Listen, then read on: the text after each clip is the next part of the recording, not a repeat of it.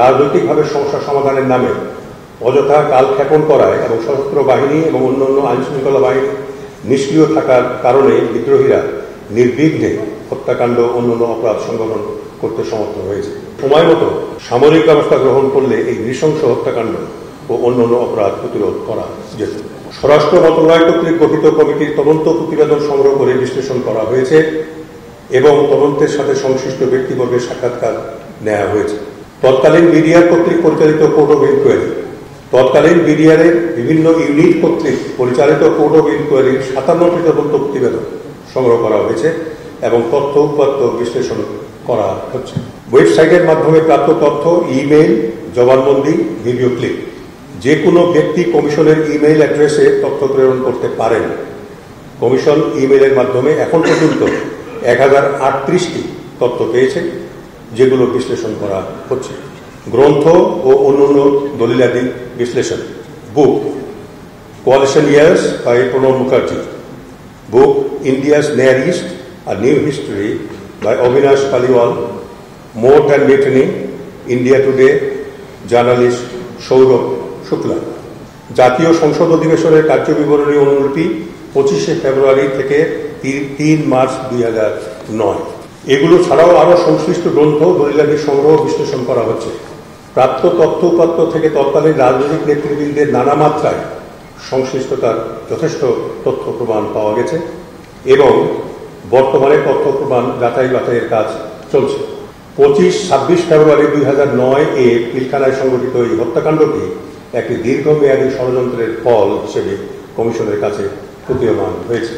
বিভিন্ন সাক্ষ্য হতে প্রতীয়মান হয় যে রাজনৈতিকভাবে সমস্যা সমাধানের নামে অযথা কালক্ষেপণ করায় এবং সশস্ত্র বাহিনী এবং অন্যান্য আইনশৃঙ্খলা বাহিনী নিষ্ক্রিয় থাকার কারণে বিদ্রোহীরা নির্বিঘ্নে হত্যাকাণ্ড অন্যান্য অপরাধ সংগঠন করতে সমর্থ হয়েছে। 25শে ফেব্রুয়ারি সকাল থেকেই পিলখানার ভিতরে আটকে পড়া অফিসার ও তাদের পরিবারের সদস্যদের বারংবার অনুরোধ ও আটকে সত্ত্বেও কোনো ব্যবস্থা নেওয়া হয়নি।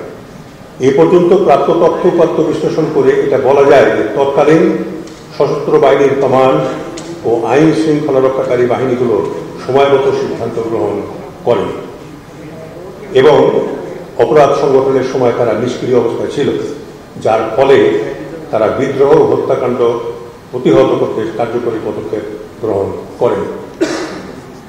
তৎকালীন গোয়েন্দা সংস্থাগুলো দায়িত্ব পালনে চরম অবহেলা ও ব্যর্থতার পরিচয় দিয়েছে বলে এ পর্যন্ত প্রাপ্ত তথ্যে প্রতীয়মান। গোয়েন্দা ব্যর্থতার স্বরূপ ও কারণ বিশ্লেষণ করা হচ্ছে। ঘটনা ভিন্ন খাতে প্রবাহিত করা, আলামত ধ্বংস করার প্রয়াস প্রতীয়মান হয়েছে। এর পিছনে দায়ী ব্যক্তি ও সংস্থাগুলোকে চিহ্নিত করা হচ্ছে। পিলখানায় হত্যাযজ্ঞ চলাকালে কিছু গণমাধ্যম পক্ষপাতদুষ্ট সংবাদ প্রচার করার মাধ্যমে বিদ্রোহ উস্কে দিয়েছে এবং একই সাথে পরিকল্পিতভাবে সামরিক অফিসারদের ভাবমূর্তি ক্ষুণ্ণ করার প্রয়াস চালিয়েছে বলে প্রতীয়মান হয়েছে। বিদেশি সংশ্লিষ্টতা সম্পর্কে ভুক্তভোগী ও প্রত্যক্ষদর্শীর কাছ থেকে বেশ কিছু তথ্য প্রমাণ পাওয়া গেছে, যেগুলো যাচাই বাছাই ও বিশ্লেষণ করা হচ্ছে। এখন পর্যন্ত প্রাপ্ত তথ্য অনুযায়ী কমিশন মনে করে যে সময় মতো সামরিক ব্যবস্থা গ্রহণ করলে এই নৃশংস হত্যাকাণ্ড ও অন্যান্য অপরাধ প্রতিরোধ করা যেত। তদন্তের সাথে গৃহীত পদক্ষেপ, দেশ থেকে নিষেধাজ্ঞা, প্রাপ্ত তথ্য বিশ্লেষণ ও তদন্ত কার্যক্রমে অধিকতর সাক্ষ্য গ্রহণের জন্য কমিশন 33 জন ব্যক্তির দেশ ত্যাগের উপর নিষেধাজ্ঞা জারি করেছে। বিশেষ বিজ্ঞপ্তি, পলাতক ব্যক্তিবর্গের সাক্ষ্য প্রদানের জন্য কমিশন 3টি বিশেষ বিজ্ঞপ্তি প্রচার করেছে। সর্বশেষ প্রকাশিত বিশেষ বিজ্ঞপ্তি সংযুক্ত।